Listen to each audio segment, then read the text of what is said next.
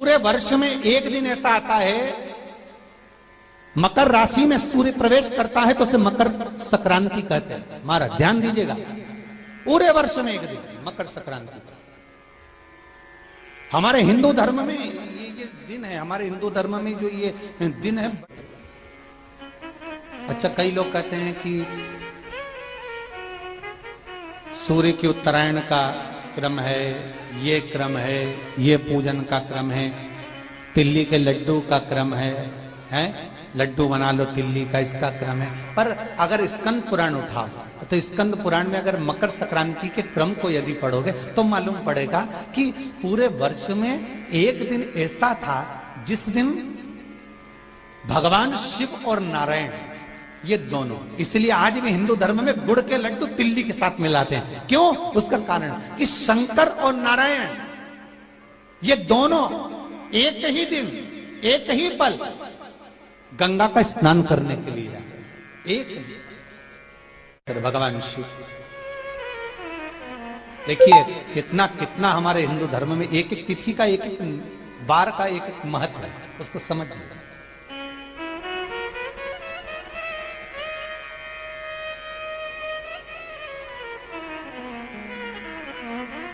माता लक्ष्मी, भगवान नारायण और भगवान शिव को स्नान के लिए गुप्त रूप से झांकती है।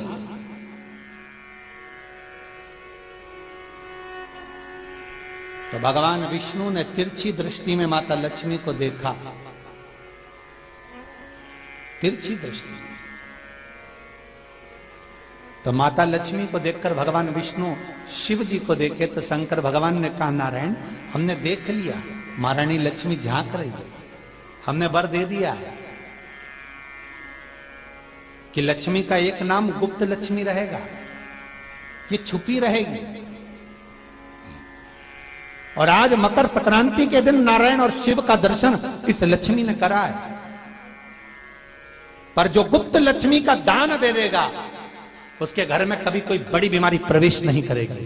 कैंसर जैसा रोग, किडनी और लीवर का रोग नहीं हो सकता। आज भी नियम है कि मकर संक्रांति के दिन एक लड्डू बनाया जाता है गुड़ और तिल्ली का, उसमें 1 का सिक्का, 2 का सिक्का या कोई लक्ष्मी उसमें फंसा दी जाती है और लड्डू को पैक कर कर किसी मंदिर में दान दे दिया जाता है। उसको कहते हैं गुप्त लक्ष्मी, जिससे घर में कोई बड़ी बीमारी प्रवेश न हो। वो केवल मकर संक्रांति को ही होता है। आपको अगर ऐसा महसूस होता है कि किसी ने आपकी दुकान पर बंधन कर दिया, आपका व्यापार बांध दिया, 4 दिन दुकान अच्छी चल रही है और 4 दिन बंद हो रही है, तो महाराज सूर्य का उत्तरायण जो प्रवेश है मकर के अंतर्गत, वो दोपहर में लगभग 2:30 बजे के करीब में आए, 2:30 से 3 के करीब में आया। तो निवेदन करूंगा मैं आपको ऐसा लगता है कि आपका व्यापार 4 दिन अच्छा चल रहा है, फिर गिर रहा है, फिर चल रहा है, फिर नीचे आ रहा है, तो जब मकर राशि के भीतर सूर्य प्रवेश करेगा 2:30 के लगभग में आएगा, शायद दोपहर में 2:30-3 बजे के करीब में प्रवेश करेगा, तो आपको ऐसा लगे या किसी की तबियत थोड़े दिन अच्छी हो रही है, फिर गिर रहा है, फिर अच्छी हो रही है, फिर बेकार हो रही है, फिर अच्छी हो रही है, फिर बेकार हो रही, दवाई खा रहे हो नहीं लग रही, तो आप जब मकर राशि में सूर्य प्रवेश करे, कल मकर संक्रांति के दिन उत्तरायण जब सूर्य के भाव प्रवेश करे, महाराज दोपहर में 2:30-3 बजे के करीब में प्रवेश कर जाएगा, इतनी बजे, तो प्रयास करना थोड़ी सी काली तिल्ली लेना महाराज जी, उसमें एक बमूल का कांटा लेना, काली तिल, बमूल का कांटा और किसी भी वृक्ष की 5 पत्तियां लेना महाराज, उसको लेकर अपने दुकान में, व्यापार में, या जिसको औषधि ना लग रही हो, जिसका स्वास्थ्य गड़बड़ हो रहा हमारा, उसका स्पर्श कराकर या 21 बार उस पर से उतार कर, और उतारना क्या नाम लेकर है? अवधूतेश्वर महादेव। कौन सा महादेव है?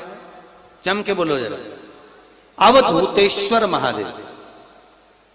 शिव जी का एक अवतार हुआ था, अवधूत रूप शंकर का।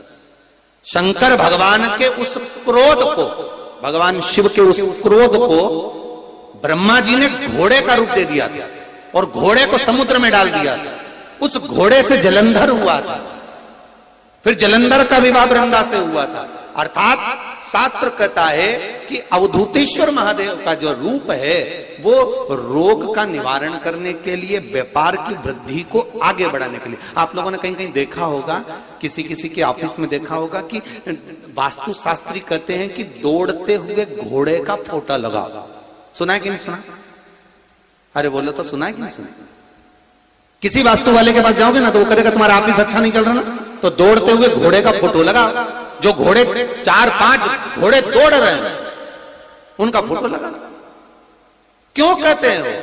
उसका कारण क्या है? वास्तु शास्त्री ऐसा क्यों बताते हैं कि दौड़ते हुए घोड़े का फोटो? उसका शास्त्र प्रमाण शिव महापुराण करती है महाराज कि शिव का एक रूप अवधूतेश्वर है, जिसको ब्रह्मा जी ने घोड़े का रूप दे दिया और घोड़े का रूप देकर उसको समुद्र में डाल दिया, जिससे जलंधर की उत्पत्ति हुई।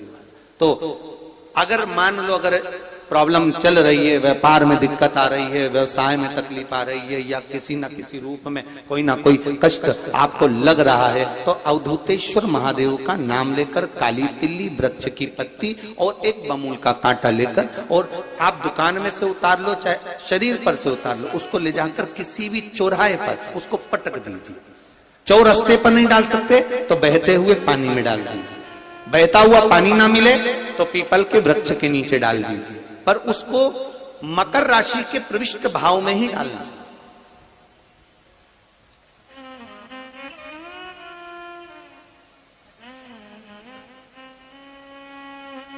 प्रविष्ट भाव। हमारे हिंदू धर्म में जितने भी त्योहार आते हैं ना, ये त्योहार कोई साधारण नहीं होते। हमारे हिंदू धर्म में जितने भी त्योहार हैं ये कुछ ना कुछ हमें सुख का भान कराते। एक भी त्योहार ऐसा नहीं है हिंदू धर्म का जो कि खाली जाए। बस हम उससे दूर रहते हैं, हमें आता नहीं है। बस एक साधारण भाव में हमने त्योहार मना लिया, पर उसका महत्व हम समझें, उसको जाने कि उसकी महत्वता क्या।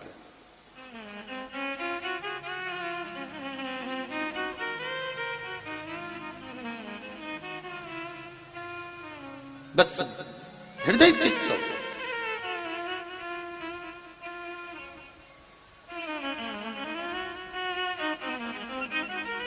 कोई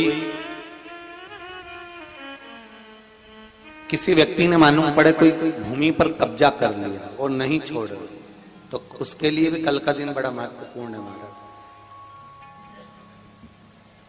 उसके लिए भी कल का दिवस बड़ा महत्वपूर्ण है महाराज।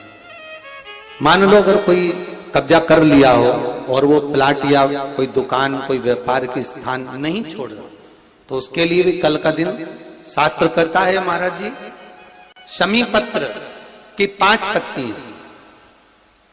कितनी पत्तियां लेना है? 5। शमी पत्र की 5 पत्ती, बेल पत्र की 11 पत्ती।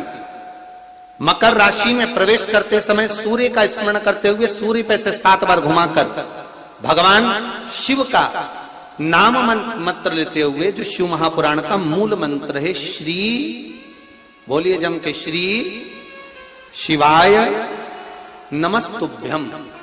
शिव महापुराण के मूल मंत्र का स्मरण कर सूर्य पर से घुमाकर शंकर भगवान के शिवलिंग पर जो समर्पित कर देता है, और चढ़ी हुई एक बेलपत्र शमी पत्र उस स्थान पर डाल देता है जो कब्जा नहीं छोड़ रहा, महाराज 6 महीने के अंदर वो कब्जा छोड़कर भागता नजर आता। कर्जा अगर थोड़ा भी है और थोड़ी भी मात्रा का अगर कर्जा है तो उस कर्जे को चुकाने का प्रयास करें, और अगर नहीं चूक रहा तो कल सूर्य जब मकर में उत्तरायण भाव में प्रवेश कर रहा है तो 1 लोटा पानी कलश महाराज उसमें जल भर लीजिए, और जल भरकर उसमें 7 दाने चने की दाल के डाल लीजिए। 7 दाने चने की दाल के डालकर उसमें थोड़ा सा कुंकू, रौली थोड़ी सी इसमें डाल लीजिए। 3 शमी पत्र, 1 बेल पत्र उस जल के अंदर डाल लीजिए महाराज, और डालकर सूर्य नारायण भगवान को दर्शन करते समय, जल छोड़ते समय उत्तर की ओर, आपके घर से जब उत्तर का जो भाग हो उस ओर जल का भाग थोड़ा सा छोड़े। आखिरी का बचा हुआ जो जल और बेलपत्र और शमी पत्र है एक साथ जब पूणे तो जितना अपने मन में भाव हो कि हमारा इतना कर्जा है बाबा, वो चूक जाए, या कोई पैसे नहीं दे रहा है उसका भी स्मरण कर सकते हैं कि हमारा इतना रुपया लेना है, और वो जल, शमी पत्र, बेलपत्र उसी समय पर नीचे डाल देना, उसका छींटा थोड़ा सा अपने ऊपर लेकर प्रवेश कर दे। महाराज ज्यादा से ज्यादा 5 महीने 6 महीने कहीं ना कहीं बाबा इसी कृपा कर देता है, कोई सहयोग, कोई धन, कोई संपदा, कोई व्यापार ऐसा बना देता है कि पैसा हाथ में आता है और कर्जा चूक जाता है। ये बाबा ही। और एक बात का याद रखना, हमें किसी से लेकर नहीं देना कर्जा, भगवान से ये निवेदन करना है हमको कि बाबा हमको ऐसा व्यापार दे, ऐसा धन हमारा खुद का दे, जिससे हम अपने पैसे से कर्जा चुका। मालूम पड़े कर्ज मुक्ति के लिए कल आप लोग अर्घ अवश्य दें, सूर्य का स्मरण करें, सूर्य देवता का, और अर्घ प्रदान करें। निवेदन एक और है, जिनके शरीर धूजता अर्थात हाथ पैर में कंपन उत्पन्न होता हो, या हाथ पैर में कहीं कंपन का भाव लगता हो, ऐसा महसूस होता हो कि हाथ पैर धूजते हो, तो कल सूर्य को जब अर्घ दें तो उसमें काली मिर्ची पीस कर डालकर फिर सूर्य को अर्घ मारें। अर्घ देने के बाद में जो जल आप जमीन पर छोड़ेंगे उसका भाग थोड़ा सा अपने शरीर पर लगा लेंगे, जहां जहां पर कंपन उत्पन्न होता। या कोई डॉक्टर आपको बोल रहा है कि बाईपास करवाना पड़ेगा या कोई नस चोक हो गई हो, तो उस स्थान पर भी आप उस जगह पर भी उस जल को अवश्य लगाएं, काली मिर्ची का पीसा। कल मकर संक्रांति है, भगवान शिव के पूजन का भी दिन है। खूब प्रेम से आप खिचड़ी का दान दो, लड्डू का दान दो, अन्न दान दो, पर दान पुण्य संकीर्तन स्मरण करते रहो। और कम से कम 14 लोगों से हर हर महादेव तो कह लो, नमः शिवाय तो बोल लो, राम राम तो बोल लो, कृष्ण नाम तो बोल लो।